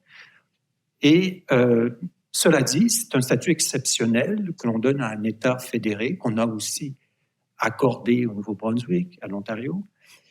Mais dans la logique canadienne fédérale, le statut que le Québec a acquis dans la francophonie est une anomalie. C'est même une erreur. Et c'est la raison pour laquelle, d'une certaine façon, l'État fédéral canadien a entouré la francophonie, on pourrait dire, une espèce de cordon sanitaire pour éviter que ce précédent se répète en dehors de la francophonie. Un très bel exemple, c'est par exemple l'UNESCO, où le Québec voulait à peu près l'équivalent de ce qu'il avait acquis au sein de l'OIF, et finalement, il a dû se résoudre à un strapontin dans la délégation canadienne, où le représentant du Québec a le statut de conseiller fédéral. Alors, la francophonie peut être un piège dans la mesure où elle délimite un horizon d'action qui doit contenir l'action internationale du Québec et non pas servir de tremplin. L'autre aspect, c'est que les Québécois, même si, comme je l'ai expliqué, ils cherchent dans la francophonie leur oxygène, demeurent un peuple d'Amérique. Et cette américanité, souvent dans nos débats intellectuels, est souvent opposée à la francophonie, comme si l'une empêchait l'autre. L'américanité, c'est pas strictement le fait d'être en Amérique du Nord, ce n'est pas le fait d'être un voisin. Moi, je suis à 1h30 de la frontière américaine. Donc, c'est pas simplement le fait d'être voisin des États-Unis, d'être un satellite américain. Le Canada est un satellite américain. Ne racontons pas d'histoire. Comme le Mexique aussi. Mais l'américanité, c'est aussi toute l'Amérique latine. C'est l'Amérique des Caraïbes. Et c'est un champ que le Québec, à mon avis, explore mal ou pas suffisamment. Et pour conclure, comme disait Louis Hamelin, j'ai cité, les Québécois sont des Américois. Sur l'aspect économique, rapidement, une minute, écoutez, ça peut être une excellente idée qu'on insiste sur l'aspect économique. Pour que la francophonie vive, il faut qu'il y ait des solidarités concrètes et l'économie peut être une forme de solidarité concrète.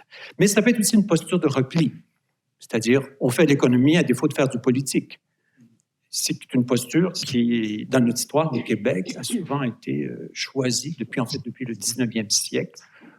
L'économie a été souvent vue comme la seule option accessible pour un petit peuple qui n'a pas de prise sur les grandes questions politiques. Merci beaucoup. De cet autre aspect de la francophonie des Amériques nous mène vers vous, Johnny Laforêt, Haïti, les États-Unis, où la francophonie est notamment présente en Louisiane, mais pas que. Au sein des universités américaines, il y a des départements d'études françaises et francophones. Et ma question, ce serait quel regard les non-francophones portent sur cet objet francophonie? Parce qu'on ne pose pas souvent cette question.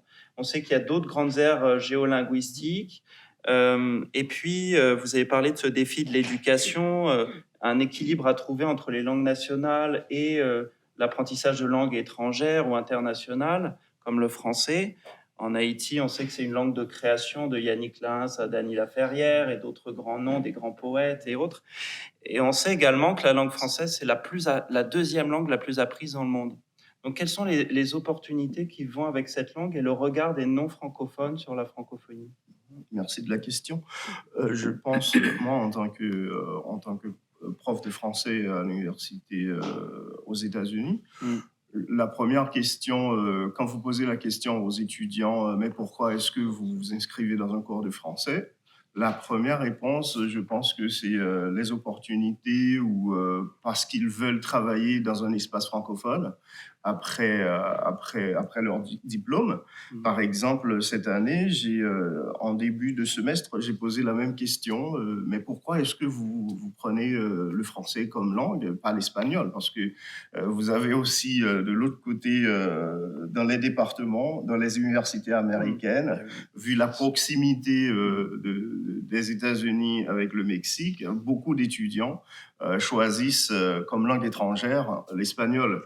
Mais il y a beaucoup d'étudiants aussi qui font le choix du français. Moi, je veux toujours savoir pourquoi. Et cette année, ils m'ont dit, comme d'habitude, c'est parce qu'ils veulent soit travailler dans des pays africains, par exemple, dans des pays africains francophones, et aussi en France. Mais pour la France, c'est un peu toujours la même réponse. Je veux visiter la France, c'est une belle langue, etc.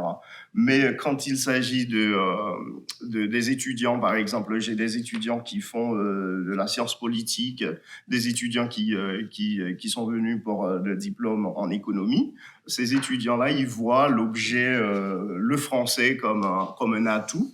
C'est-à-dire, déjà, l'anglais est leur langue maternelle, donc ils n'ont pas de problème, mais ils veulent aussi ajouter le français comme un outil lorsqu'ils vont travailler dans des pays, dans des contextes francophones. Et il y a ce phénomène, il y a ce programme qu'on appelle le Peace Corps aux États-Unis, où les départements d'État envoient des étudiants aller dans des pays d'Afrique francophone, etc. Donc ça, pour ces étudiants, c'est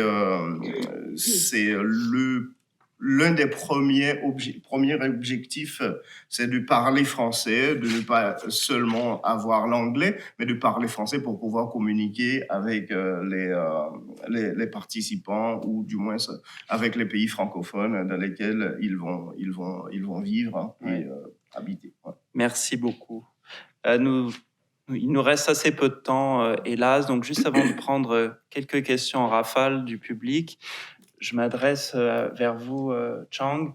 Le sommet de la francophonie qui va avoir lieu en France, est-ce qu'il est une opportunité de donner un nouveau souffle peut-être à cet espace, de coaliser les acteurs, comme ça a été dit, de donner une vision constructive et peut-être aussi de mieux faire connaître cet objet, parce qu'on constate quand même une grande méconnaissance parmi le grand public de la francophonie. Alors, est-ce que ça va être l'occasion pour les médias, enfin, un peu d'en parler, et puis que peut-être, allons plus loin, rêvons que la francophonie entre dans les manuels scolaires, enfin, en France? Je crois que c'était déjà le cas. Je crois qu'il y a juste une phrase dans un manuel, je ne sais pas, au collège. Je crois que oui, il y a l'Organisation internationale de la francophonie, je crois. Oui, en fait, l'année prochaine, ce sera le 3e sommet qui va être organisé en France. Et le dernier, c'était en 1991. C'est-à-dire qu'il y a 32 ans. C'est presque une génération qui est passée. Je suis tout à fait d'accord avec vous qu'il y a un déficit de connaissances sur l'histoire de la francophonie, sur la raison d'être de la francophonie. C'est pas sur la francophonie. Pourquoi la francophonie, elle est née, dans quel contexte, quelles sont les valeurs, quels sont les combats francophones. Là, franchement, beaucoup de jeunes ou de Français en général ne connaissent pas. Et pire encore, c'est-à-dire que non seulement il y a un déficit de connaissance, mais ils ont mal compris la francophonie. C'est ça le problème. C'est que la francophonie, c'est tout de suite le néocolonialisme, c'est France-Afrique, ou alors l'inutilité de la langue française face à d'autres langues, non l'anglais. Voilà. Et moi, je pense que c'est vraiment, oui, là je suis tout à fait d'accord avec vous, c'est que il est important que les jeunes Français puissent saisir cette chance, en fait. Cette chance qu'ils ont en étant citoyens du foyer d'un pays, foyer d'origine de la langue française, parlé maintenant par plus de 327 millions de locuteurs dans le monde. Et je pense qu'il y a beaucoup de travail à faire en France pour dépoussiérer, c'est ça, dépoussiérer l'image de la francophonie et mettre fin à la confusion aussi entre le multilatéral et le bilatéral francophone. Merci infiniment. Donc, la période de questions au public est ouverte. Nous allons donc en prendre 2 ou 3 rapidement. Je vois qu'il y a une question. Est-ce qu'il y a une personne qui peut apporter les micros? Voilà, merci. Michel Vianès a une question. Merci, Michel. Vous avez également Guy Lavorel une question. En ligne, est-ce qu'il y a une question? Non, pas de question en ligne. On remercie aussi les participants qui nous suivent en ligne et qui nous envoient leurs commentaires. Merci à vous. Guy Lavorel. Merci. Alors d'abord, merci à tous pour tout ce que vous nous avez dit, parce que c'est intéressant comme tout. Oui, je voulais rappeler que la francophonie, d'une certaine manière, n'a pas été créée par la France. Et ça, c'est important. C'est important de le rappeler, parce que on pourrait dire, et c'est presque une question que je vous poserai, aujourd'hui, qu'est-ce qu'il en est? Est-ce que la France défend bien la francophonie autant que certains voudraient que ce soit? Bon, deuxième remarque, moi, le mot francophonie, je vois phonie. Vous savez, Senghor avait préféré francophonie à francité, mais il avait hésité. Et phonie, ben, c'est une voix, c'est un son qui attend un écho. Ouais. Et franco, c'est franc, c'est l'honnêteté qu'on retrouve dans ce que vous avez dit tout à l'heure, à savoir un idéal d'humanisme. Or, l'humanisme, déjà au XVIe siècle, moi j'aime bien, il y a un livre qui s'appelle, enfin, pas un livre, une production qui s'appelle « Défense et illustration de la langue française ». On pense à défense, et il faut penser aussi à illustration. Qu'est-ce qu'on fait pour illustrer, pour répandre la beauté de notre langue française et sa culture? Bon, merci. Et puis je terminerai par... moi, il me semble que quand même ce qui est important aujourd'hui, ce qu'on cherche, c'est la concertation. La concertation, ça se fait par du dialogue, et évidemment, il faut qu'on a plusieurs langues, mais il faut qu'on ait une voix à peu près identique pour s'adresser à tout le monde. Et ça, c'est pas évident. Il faut respecter la pluralité et en même temps avoir une voix qui, comme je disais tout à l'heure, ait un écho. Oui. Alors, je vois, moi, je prends rapidement quelques exemples. Alors, non, on n'a pas le temps pour les exemples, je suis navré. Mais on a bien, vous avez... Pour montrer que ça marche. Vous avez posé une très belle question et je pense que Sonia va vous y répondre. Mais on va prendre la question tout de suite de Michel Vianès et ensuite de monsieur qui est à côté.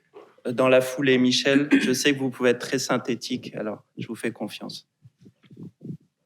Oui, merci Benjamin, merci à toutes et tous pour les informations qui nous ont été apportées, qui nous enrichissent mutuellement. Pardon. Alors moi, j'ai bien entendu la question, la francophonie aujourd'hui, pourquoi faire? Et parmi les valeurs, il y a une valeur qui est essentielle par les partages justement dans la francophonie. Alors Je me présente très rapidement, Michel Vianney, je suis président d'une ONG dont le siège est à Lyon. Et OING auprès de la francophonie, j'ai l'honneur d'avoir été élue par la COING, par les COING, présidente de la commission enjeux globaux du comité de suivi. Mais surtout, je veux parler en tant que responsable du réseau francophone pour l'égalité femmes-hommes. Et là, parmi les valeurs qui me paraissent extrêmement importantes et dynamiques et très partagées et utiles pour un grand nombre de femmes dans tout l'espace francophone, quels que soient les pays, que ce soit Haïti ou le Canada, et le Québec, et je pense aussi aux Acadiennes. Donc, pour toutes ces personnes, c'est un point extrêmement important sur lequel je pense qu'il faudrait peut-être un peu plus insister dans le positif, et puis tout simplement parler de droits humains, puisque c'est on fête les 75 ans cette semaine de la Déclaration universelle. Et je rappelle que c'est l'indienne Ansa Mehta qui avait demandé qu'on parle de droits humains. Autrement, la moitié de l'humanité ne se sentirait pas concernée. Donc là aussi, c'est un point important pour ces valeurs. Merci beaucoup. Allez-y, monsieur. Alors merci, je tiens tout d'abord à dire merci à tous les intervenants pour la richesse de vos propos, tous les propos qui ont été tenus dans ce panel. Alors j'ai une question à l'endroit de monsieur Johnny Laforêt. Alors je pense que vous avez pointé à juste titre une problématique, celle de l'apprentissage en langue locale. Il me semble d'ailleurs que c'est très important et toutes les études le montrent d'ailleurs. Alors, vous avez bien évidemment dit que la francophonie, pour vous, représentait un peu un certain obstacle en réalité. Mais j'aimerais savoir, il me semble quand même que la francophonie a mis en place un certain nombre de politiques publiques, notamment le programme ELAN, École et langue nationale, qui consistait bien évidemment à accompagner les États dans l'apprentissage ou plutôt dans l'introduction des langues locales dans l'apprentissage et dans l'éducation. J'aimerais savoir quelle est l'évaluation que vous faites de ce programme, si tant est que vous en avez déjà entendu parler. Parce que je me permets juste deux secondes, parce que je me rappelle quand je faisais mes classes au Cameroun, j'étais à l'école primaire, on avait droit à une fessée lorsque on s'exprimait en langue locale en classe. Et ça, c'était une véritable hérésie. Je vous remercie. Merci beaucoup. On peut rappeler aussi qu'en Louisiane, il était interdit aussi en classe de parler français. Alors, malheureusement, ouais, je suis désolé Thierry, on va commencer par Sonia Mbarek sur cette belle question. Comment répandre la beauté des cultures francophones, promouvoir le dialogue, la concertation, et ce qu'a dit Guy Lavorel. En fait, très brièvement, je pense qu'autour de la concertation, accepter justement cette dynamique, parce que dans la concertation, il y a cette dynamique de va-et-vient, la diversité des regards. Donc, je résumerai en peut-être deux expressions, c'est comment pouvoir réaliser cette équation de l'unité dans la diversité des regards, qu'elle soit politique, culturelle, linguistique, etc. Ça, c'est un réel défi. Et de toutes les façons, ça rejoint aussi le défi aujourd'hui des droits de l'homme et du droit international qui est dans la même dynamique aussi. Comment pouvoir réaliser justement cette fondamentalité dont Roger Coudé parle et cette indivisibilité des droits de l'homme au regard aujourd'hui des deux poids, deux mesures que l'on voit, par exemple, dans la question palestinienne, etc. Donc, il y a un réel, je pense, un questionnement et une équation à réaliser dans ce sens pour prendre en considération la diversité culturelle et politique des pays francophones. Et je pense que elle est tellement entre l'Afrique, le Moyen-Orient, le Maghreb, le Québec, il y a réellement des approches qui sont très différentes parce que les milieux dans lesquels évolue la francophonie, qu'elle soit linguistique ou institutionnelle, sont très différents. On est là en Amérique, on est là en Afrique, etc. Et puis surtout, la réalité quotidienne des citoyens, j'ose prendre ce terme en considération également, est très différente. Les décalages sont énormes au niveau technologique, au niveau numérique. Ça a été rappelé à l'occasion du sommet de Djerba qui s'est tenu en novembre 2022. Donc, réellement, il y a deux choses. Unité, diversité, réappropriation de ce projet francophone dans toute sa diversité. Parce que le projet, c'est des valeurs, et puis, je suis bien d'accord qu'il faut rééduquer un peu, faire relancer ce projet, même au niveau éducatif. Parce que ici en France, en Tunisie, au Maroc, etc., les lectures sur la francophonie et les représentations surtout, elles sont vraiment très différentes et elles sont surtout aux antipodes. Donc, j'espère que ça se fera dans les années à venir. Voilà. On partage ce vœu. Roger Coudé, sur la question des droits humains, notamment des droits des femmes dans l'espace francophone, est-ce que vous pouvez répondre à Michel Vianès? Bon, sur la problématique genre, je ne suis pas spécialement en mesure de fournir des éléments de réponse qui soient véritablement transcendants. Mais je voudrais dire tout simplement, en faisant le lien avec la question, un aspect de la question du professeur Guy Lavorel, à savoir que la francophonie, nous avons tous reconnu que c'est aussi une communauté de valeurs. Et si la francophonie, c'est une communauté de valeurs, c'est aussi être en mesure. La question était de savoir comment bien défendre la francophonie. Bien défendre la francophonie, c'est justement défendre ses valeurs, être en phase avec ses valeurs, être cohérent avec ses valeurs. Et c'est là où je réponds de façon très générale à la question de Madame, non pas sur la polémique sémantique, mais sur la pratique effective de l'égalité. Donc le principe d'égalité qui est inscrit dans l'ensemble des instruments juridiques que la francophonie reconnaît. Donc pas seulement égalité homme-femme, mais l'égalité, le principe d'égalité de toutes les cultures, revenir à la question linguistique qui a été évoquée tout à l'heure. Donc c'est tout ce que je résume en termes de valeurs pour lesquelles on doit être non seulement mobilisé pour les promouvoir, pour les transmettre, mais mobilisé aussi pour agir en conformité avec les exigences de ces valeurs si on veut, en tant que francophone, aussi la francophonie, notamment institutionnelle, veut demeurer crédible, non seulement vis-à-vis des acteurs de terrain, des citoyens, qui parfois il y a un décalage qui est observé, mais aussi vis-à-vis des autres acteurs internationaux qui misent sur l'expertise de la francophonie que j'ai évoquée tout à l'heure, notamment quand il est question d'intervenir. Vous savez, parfois, quand il est question d'intervenir dans l'espace francophone, francophone en général, les Nations Unies misent sur l'expertise de la francophonie. Parce que c'est une partie du monde dont elle a une connaissance non seulement profonde, mais historique. Donc, il y a tous ces enjeux-là qui font que la cohérence doit être le maître mot. Oui. Merci beaucoup. Et la cohérence en matière de politique éducative? Ça me rappelle plein de choses, les histoires de la fessée qu'on prenait à l'école parce qu'on ne parlait pas français.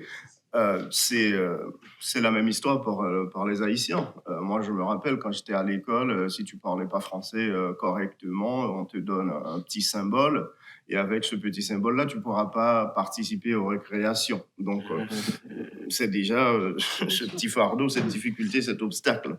Mais pour le côté élan que vous avez mentionné, je pense que la francophonie, grand F, fait des choses, entre guillemets, en Haïti, essaye d'apporter quelques petites solutions, mais ça reste Haïti reste en fait un pays majoritairement créolophone.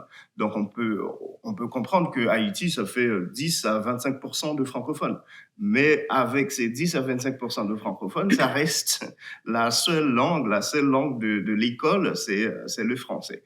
C'est triste, c'est triste de voir ça, que les Haïtiens, ils pourraient être comme tous les autres étudiants de génie en maths, en physique, en chimie, mais l'obstacle linguistique, c'est un vrai obstacle pour eux parce que ils doivent non seulement apprendre la langue, mais apprendre la matière.